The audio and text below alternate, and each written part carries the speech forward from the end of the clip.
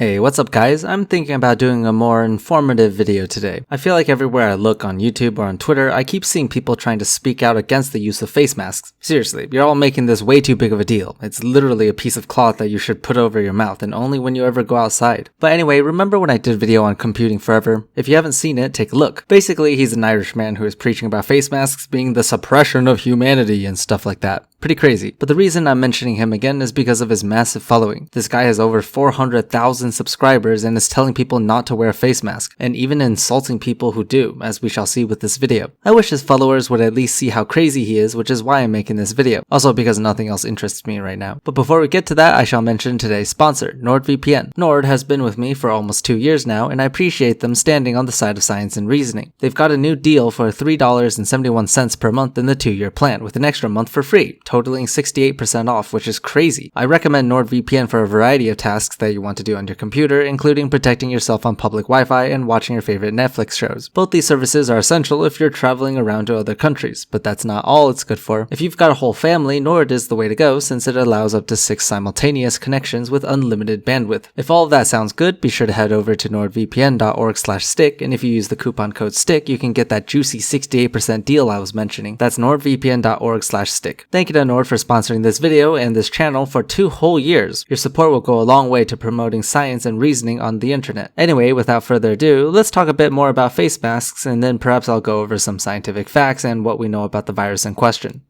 Well, we're now living in a time where a huge chunk of the global population seem to believe that wearing a face nappy or a face shield and quarantining the healthy and destroying the economy, putting millions out of work, not treating cancer patients, preventing dying people from having family at their bedside in their final hours, keeping humanity from each other with anti-social distancing, and treating children like this, and this, and this is somehow justified.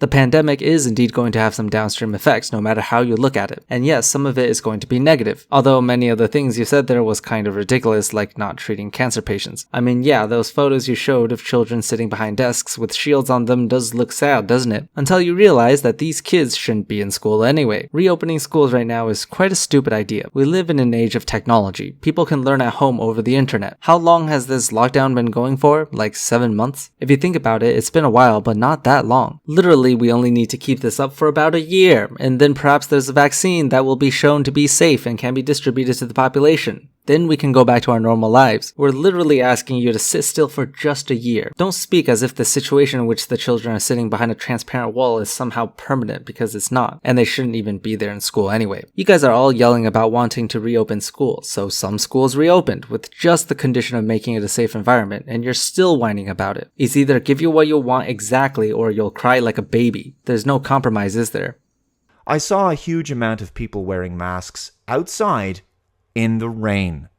Wet muzzles on their face. They're wearing them in the rain. It's like breathing through a used dishcloth from the sink. Not only do you not want to wear a face mask, you're going to insult the people who do. Like, yeah, at the end of the day, if you have some problem with face masks, you're going to be the one not wearing them. Sure, you're potentially harming others by not doing so, but still, it would only be you. At least the majority of others are wearing them. But now you're going out insulting the people who are wearing them. Like, they're just minding their own business, and you're over here like, wow, muzzles.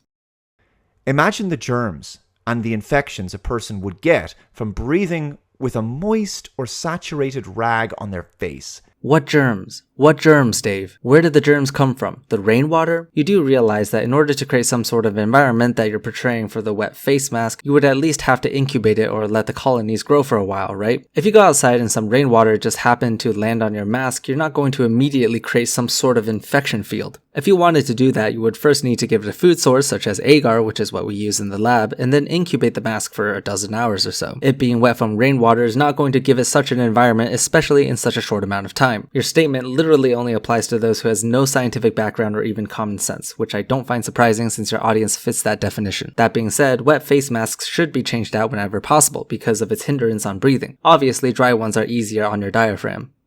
I can't imagine the amount of sickness that masks will cause, and clearly neither can the mask wearers, who wouldn't dream of wearing an actual dishcloth on their face, but with sufficient amounts of fear and propaganda pumped into their brains for months on end, they've been convinced that to protect them from a virus with the same fatality rate as the flu, they believe it is justified to wear a face mask. What fatality rate are you talking about? The crude mortality ratio of this virus that shall not be named is significantly higher than that of the seasonal flu, but even so, it's inaccurate to compare mortality ratios because the flu rotates seasonally and death rates will vary greatly between different age populations. Doing a simple percent comparison is deceptive at best.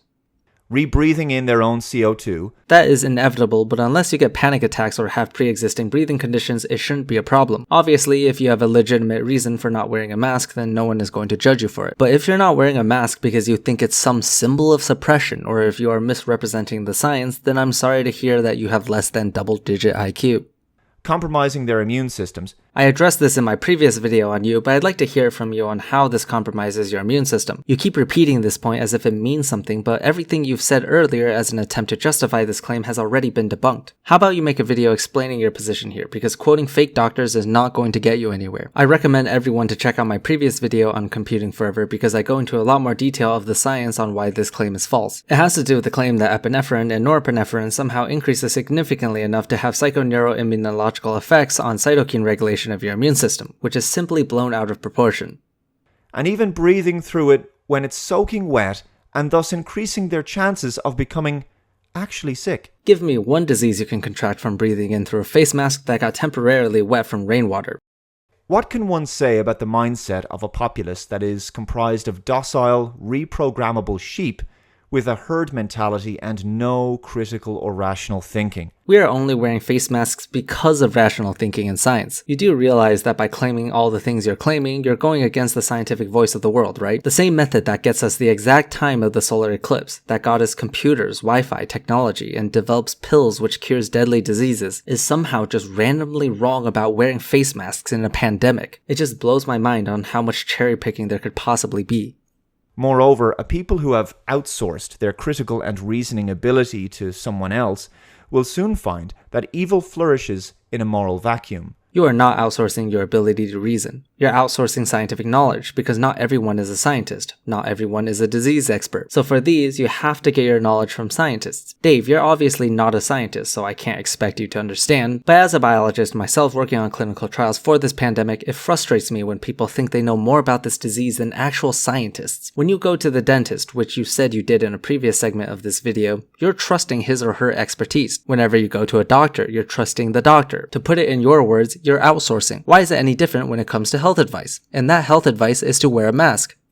Truly horrific outcomes become possible when the populace at large have been trained to place their unwavering trust in authority and to simply obey government mandates without question. If you visit a doctor or dentist, that's literally what you're doing. Anyway, I don't want this video to be too depressing, so let's end it talking about some science behind where the virus is at now. Because, that's actually interesting stuff. I tweeted about this the other day, but a new antigen test by Abbott Laboratories has just been approved by the FDA for emergency use. This test can return results in only 15 minutes, which is absolutely ridiculous. Obviously, it's not the most convenient since it still requires experienced personnel and must be performed on site, but 15 minutes is still crazy, and it only costs $5 each. I personally can't even imagine how that would work and how it can return results in such a short amount of time. For anyone who doesn't know what an antigen test is, it is a test that tries to find viral particles. This is different than the RNA tests that were done in the beginning of the pandemic, which is easier to develop for a novel virus, by the way, because in early months we could really only rely on RNA tests because we only know the genetic makeup. But as time passes and more research is done, we have properly modeled the antigens of the virus, which allows us to develop antigen tests. Advantages and disadvantages in many ways. Next story. Some new treatment possibilities may be on the horizon. An anti-inflammatory drug called Epsilon apparently has an antagonistic allosteric binding on a particular protease called M-Pro, which is what the virus uses to chop down certain peptide chains in order to promote certain regulatory effects on gene expression. Of course, results are preliminary and mostly based on computer simulations, so don't be too hopeful. Right now, we do have some good treatments with remdesivir, dexamethasone, and convalescent plasma for emergency use, with a whole bunch of new candidates such as bevacizumab, immune therapies, etc. Finally, the last thing I want to talk about is that I can't wait for October to see what kind of stew Russia is cooking. For those of you who don't know, they said they would get a working vaccine to the public in October, which I think is crazy. Crazy not as in good, but crazy as in that's not happening. But deep down, I do hope that they somehow do it. Seriously, I'm rooting for them. I just don't see it happening. Anyway, that's the end of the video today, everyone. I may make a few more videos on computing forever if he continues to spew his nonsense. Thank you to everyone for watching, and thank you to my patrons, Fireshard, Liam, Alan Morton, and JN for being the top supporters. I shall see you all next week.